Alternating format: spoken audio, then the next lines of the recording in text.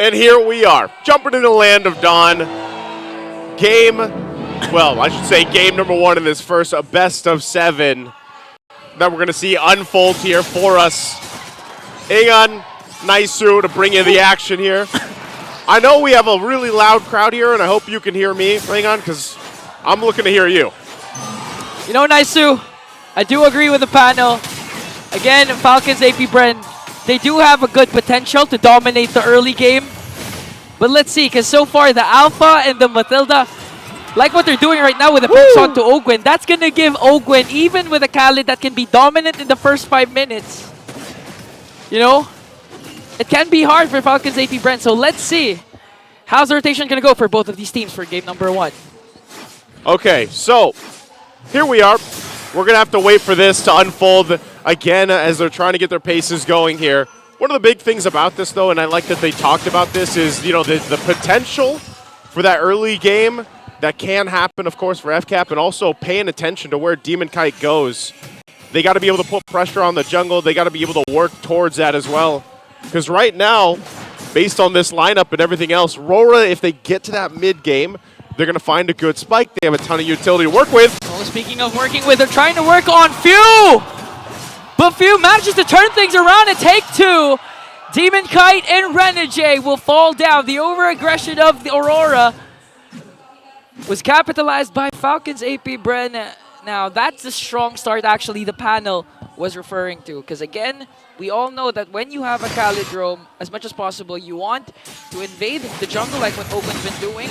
Don't give Demon Kite a good time, because so far, Demon Kite has been performing phenomenal all throughout the season, all throughout the playoffs. And if he gets his groove right, especially with the assistance of Renegade on the Matilda, Aurora can easily turn things around. But right now, Kyle Teasy is working on it. But the Tone is welcome. They're going to catch someone there as Kyle Teasy gets the first turtle. Here comes a clash. Demon Kite has to walk away to Spear of Falcon, but Edward, though, might be sandwiched with the Raging Sandstorm. Gonna get ganked up by 4, and now a diversion for Few onto the middle lane. Man, good response, I would say. Not only that, but also you get the objective to work around from, and this is what we were saying, you know, with the early game potential from FCAP's lineup is going to be quite devastating for RORA to deal with. They've got to be able to adjust to it. Look at this pressure on Demon Kite. And just look at Ogwin. Okay, he has the flicker. Now here comes the Raging Sandstorm. US stole from him just to make sure to punish Ogwin. Ogwin's over-aggression. And so far, Falcons AP.BREN still had the lead, but a heads-up play from Yue as Aurora gets up a kill. And here comes the Circle Eagle. They want to go right after Pew, and they're going to bring them down. Next target might be Flapteezy, but the flicker is there to save Flapteezy. So, hey, they get on the board. You know, at least you have that. Again, it's mainly for RORA to go ahead and build up what they can in the early game. Just kind of deal with it. They know that the strength also mid-game potential is going to be there. It was so much focus as well on Domeng right here. You want to be able to scale that up, get the Mozcom where you need to be if you're Domeng. And that's why, again, a lot of the pressure is going to be on FCAP to get that control of the early game, make things work the way they want to, and secure all the objectives. And they have, like I said, a ton of utility to help them out. The Beatrix has been slowly, you know, coming back to, I would say, meta, but not as much as some of the other gold laners. Still very valuable in a lot of the lineup that is going to be shown here from FCAP. Whether that's a Raging Sandstorm being set up from Ogwin or a Flapteezy, who, again, this Barrett's has popped up a couple times now for the playoffs. Surprisingly so. A lot of pressure here once again. Purple buff. Demon Kite's going to be fine. Relying on the team. Wow. Renegade, though, he'll take quite a few shots. But the thing is, for Falcons AP.BREN, they have so much kit to actually go for neutral objectives and give Demon Kite a hard time to try and even contest this. Look at this. Flapteezy goes in again, but the Daytona's welcome. Okay, Spirit Destruction won't connect, but this time, look at Fuse. Dispersion Rotation going to connect onto 3. Demon Kite and Renegade has to walk away because 4 members are here. Here comes Ogwin with a Raging Sandstorm. Edward's going to be able to escape, though, as Kyle Teasy gets the turtle. And now going to bring down Yue and Edward. So far, Falcons AP.BREN, their re-engage, re-initiation is doing wonders for them. It's very strong, right? And that's what you really have to look at with the lineup here, where how they can go ahead, force what looks like it's going to be a fight, but then go ahead and kind of disengage, and then you'll see that re-engage as well. It was a good attempt, too. You know, Yue brought in that Raging Sandstorm himself. He utilized that, but unfortunately for RORA, they just don't have enough firepower just yet. So if they're playing to the tune or the pace of FCAP, whoa, Renegade, again, look how much damage he is actually taking here. And that's the whole point. You know, they have great utility, they have great mobility around the map, but they it's literally like taking a buckle and just buckling in for now. Yeah, and if you're going to talk about utility, okay, speaking of utility, there's the catch coming in from FlapTeasy, serving them up to Super Marco Edward. All of a sudden, will be bursted down. No response from Aurora. And Falcon's AP.BREN just really on the driver's seat, controlling the pace, controlling the rotation. And speaking of kit, okay, when it comes to the Lords later on, as Domin picks up a turret, the thing is, for Falcon's AP.BREN, even if you don't mind the other three players, just focus on KyleTZ and FlapTeasy alone, circling Eagle. They want to go right after a few flickers out right on time, saves himself. Now Ogwen wants to answer right back. Super Marco is here. He's changing up his gear now. Will they go for the counter attack? And Smart Missiles will catch Yue! Expert Missiles to bring down Yue. That's got to be so tough, Ingon. I mean, you're what should have been a kill, or you're looking, you know, just one hit away to at least get some more momentum building in your favor for Aurora. They can't get that, and then the counter punch comes in from FCAP. So Aurora will, you know, it looks like they're kind of trying to make these plays happen because they already lost control of the early game. And that's fine if they can make it happen, though.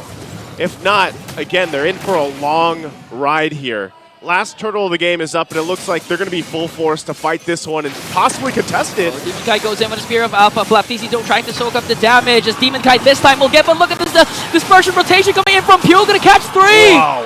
And there's the diversion play. They want to go for the backline. They might catch Yue, though. Yue with the dash out. Here comes Pew. Trying to chase over the 2. Yue has to use a Raging Sandstorm to walk away, but still going to catch up. And Super Marco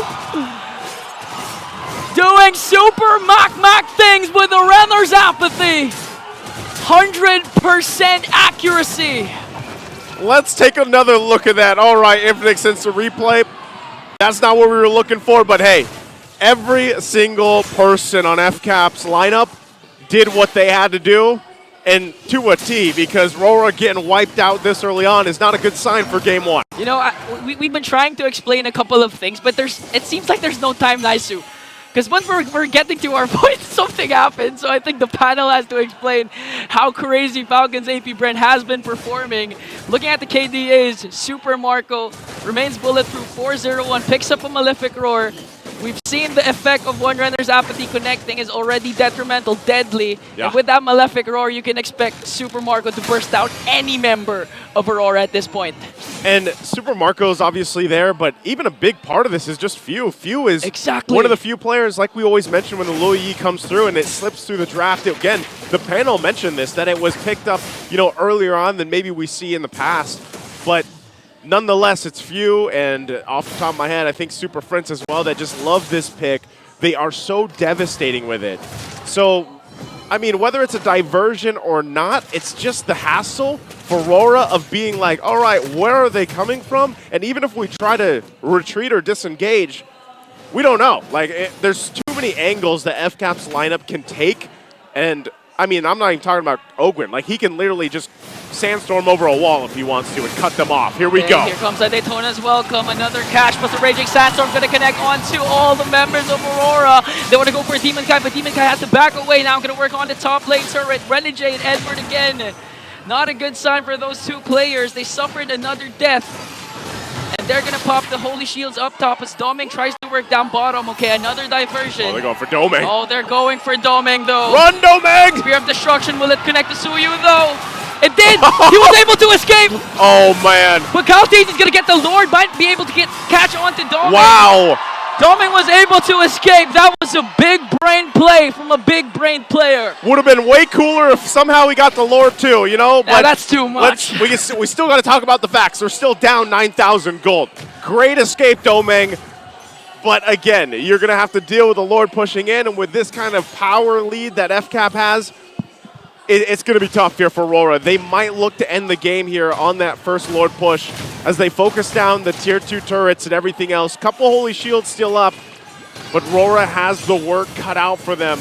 Lord now on the top side. Okay, seems like they're going to burst down the top, inhibit their turret, and Aurora will focus up on bursting down this Lord. Falcon's AP.BREN, look at the immense gold lead. That's 11.1k. Literally taking a page out of the book of Fnatic Onyx. with the fast games and dominant starts they've been portraying right now. Circling Eagle coming in from Renegade, another catch coming from FlapTZ, Raging Sandstorm for Ogwin, just to zone out. Here comes the dispersion rotation coming in from Few, as Super Marco picks up a kill onto Renegade, and they're gonna work on the minions. They really want to force out another inhibitor turret takedown. Okay, so they stay in the game. They at least don't have it end just yet, but FCAP, like I said, massive lead at this point. RORA, what do they have to do to possibly turn this around? Well, number one, withstand this assault because they're going still for the mid lane, even without a Lord. Still gonna work on it. Oh! Super Marco! That's not even the ultimate! That's just a normal basic attack from the Renner! Wow! Gonna bring down Domain, also mid lane inhibitor turret now working on the bottom. They don't even need the Lord, I think. They can actually end this with a beautiful clash. All the ultimates are here. Ogwin goes in with the Raging Sandstorm Flicker combination. They're bursting down Edward. They have minions. Here comes Marco with the Renner once again. Gonna bring down Renegade as well. Next is Demon Kite and Falcons AP.BREN breezes through the first game.